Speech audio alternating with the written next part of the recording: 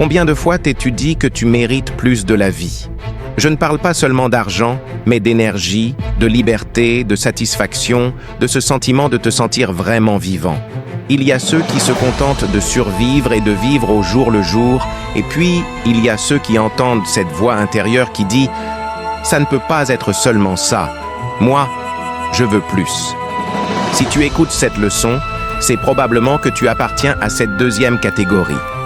Le plus beau, c'est que peu importe d'où tu pars, peu importe si tu es un travailleur qui pointe tous les matins, un étudiant qui rêve d'un avenir différent, ou si tu as déjà ton activité et que tu veux la développer.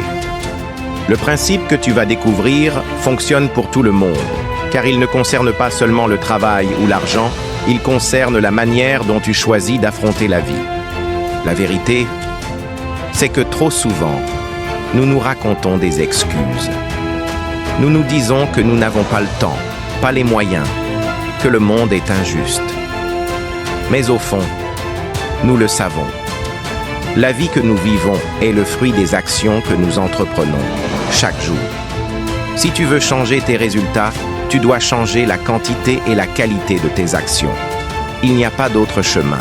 C'est dur à accepter, mais c'est aussi libérateur, parce que cela signifie que le pouvoir est entre tes mains.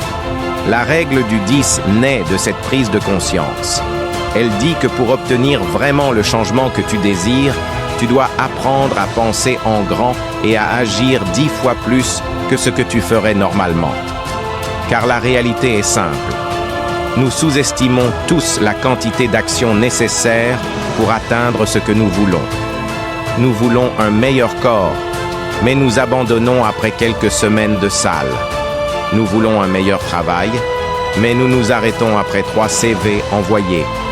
Nous voulons plus d'harmonie en famille, mais nous n'y consacrons pas vraiment du temps et de l'énergie. Le problème n'est pas que nos objectifs soient trop grands, c'est que nos actions soient trop petites.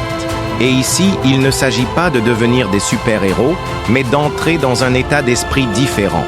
Celui où tu arrêtes de te mesurer à la moyenne et où tu commences à jouer à un niveau supérieur. Que tu sois salarié, entrepreneur, parent ou étudiant, la logique est la même. Si tu veux un résultat extraordinaire, tu dois multiplier les actions, la discipline et la responsabilité. Réfléchis, si tu continues à vivre en dessous de